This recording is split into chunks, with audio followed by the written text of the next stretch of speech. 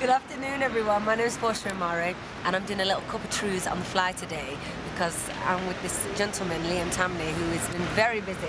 Very busy. You've been like on television and stuff. On the TV. Talk to me about it. Yeah, I mean, it was just a crazy experience. It's obviously personal reasons why I went, which everyone probably read about or saw on TV. And yeah, I took the leap really and left musical theatre and gone into music and went on to a show. I mean, the show, for me, people are like, why have you gone on a show like that? It's for someone like myself, like for yourself, like you're doing it all independent and you're getting it going up the way that you want to go. But for someone like myself, it's just I'm not really at the same level that you're at. I don't know.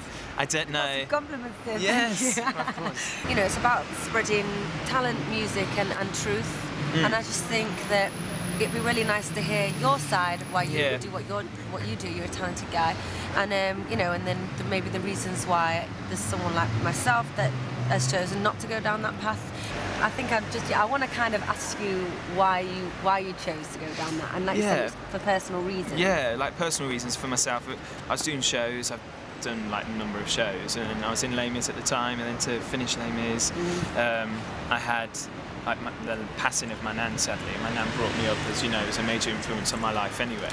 So to actually, I did a year's contract and I stayed for an extra 7 months for the reason of the responsibility that I was taking on the care of my nan and where she was living. I was going to be paying that. Right. And then sadly, as I said yes, she passed away in the space of like 4 or 5 weeks from me agreeing to staying on. And then I had sort of no reason to stay in Les Mis then because I had an amazing year. I enjoyed what I was doing, and the voice was coming about. I was like, do I do it? Do I not do it? I'm sort of doing well in theatre and that sort of thing. I do want to be a recording artist. We got one life, and losing my nan so quickly, it just put things into perspective. And as corny as people may feel, the whole of my life I've had responsibility of bringing up my little brother, looking after my mum and dad. I chose to do it. I took on that responsibility, and again I took on another responsibility of caring for my nan. Right. But it was like she knows that my dream was to be a singer because I'm not saying that she passed away for me, but it was like she'd gone, I don't want to have any treatment for this cancer. There's only 20% chance that I can live. They've just lost their uncle, their dad, their brother. Like she lost her son a month before she died. So it was like she sort of went to let me have a go, let me go for this, let me go for this shot, let me actually go for the dream that I want to do and not have to take responsibility. So really then, it's not necessarily the voice that did that, like you know, you can go and do that programme, more kind of change your, like that confidence to take that leap of faith to go, I'm going to be a recording artist. It's just like, we all have one life. Like, I don't want to waste my life. Like, yeah, I've been successful and done so many shows, and I said this on The Voice as well. Like, I've been fortunate enough to do like leading roles in West End shows and big West End shows, but my dream has always been I want to be a singer. Back in the days when we were training, I've always said to you, I want to be a singer. And now I'm so happy with who I am, what I've achieved, where I've come, who's brought me up, everything in life. And it's like, it came to that one moment in time. Whether the voice was there or not, I think I would have still made the leap and gone, I've lost my nan in such a small amount of time. It happened so quickly. It's like, this is one life. And if I don't go, like, people might be like, okay, yeah, but you've done well in theatre. It's like, I have done well, but I've been portraying someone else's life. That's not my life. That's another person's character. That's not my story. How do you feel it's gone for you? How do you feel in terms of going into the music industry now? Do you feel like it's giving you the right taste, or you've got, you know, you've grown from it or learned anything in the industry? To work with people like Jesse, Will, do you know what I mean, Tom and Danny, even though Will obviously was my coach, to actually have all of them just give their bit of advice is gold dust. I mean, you've got Sir Tom Jones, you know what I mean, Danny, you've got Jesse J's and massive international artists, and obviously Will.i.am, who's like a huge producer, and I've worked as well with his right-hand man, Dante. So I've just taken as much as I can out of that. I know a couple of people that have gone on reality TV shows, but I've never really got to have this chat. And I feel like there's some kind of reality behind it that I feel like I want to know and just hear it firsthand as someone that's gone through. So, like you say, you gave it, you were honest, you were true. Your talent is undeniably, like, you know, strong, and you can sing. You know, from the episode that's gone up, you haven't gotten to the next step. Yeah.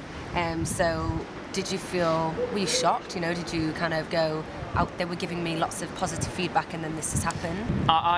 The whole thing for me was amazing, and obviously them giving me this feedback and everything that's gone out and all the hype behind it and everything that's happened just recently, it was a shock in the sense of, not a shock, I wouldn't want people to think it was a shock that I didn't go through, but it was more of a shock of I was caught up in the moment of the show, and everything of the show is what I wanted. Like, nowadays you can't just walk into a record label and sing to them and go, okay, would you consider signing me? So having a show, call it a platform, The Voice, to help me get there, to start my career, was the best thing I think I've done.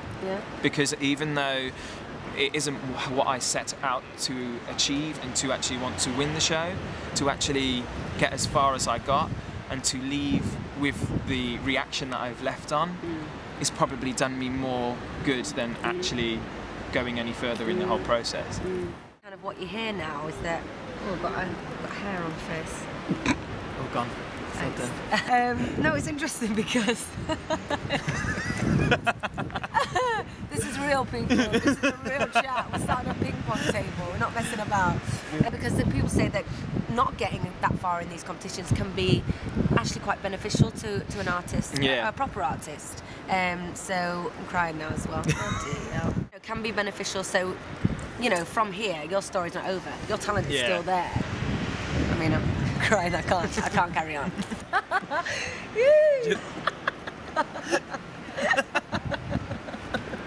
Liam, I'm just really excited to get through because I'm a really big supporter.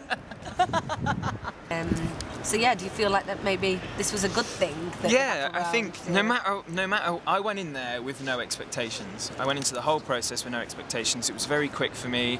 I was going for personal reasons of why I originally went for it. Obviously, I knew that I always wanted to be a recording artist, but to go in there and have no expectations, I can't feel bitter towards the show. I can't feel, because I put myself on a reality TV show. Right. I chose to do that. I chose to put myself on a TV show because if it was truly to do with just The Voice, then it would be done on a radio station, because then you wouldn't see the whole package. Sure.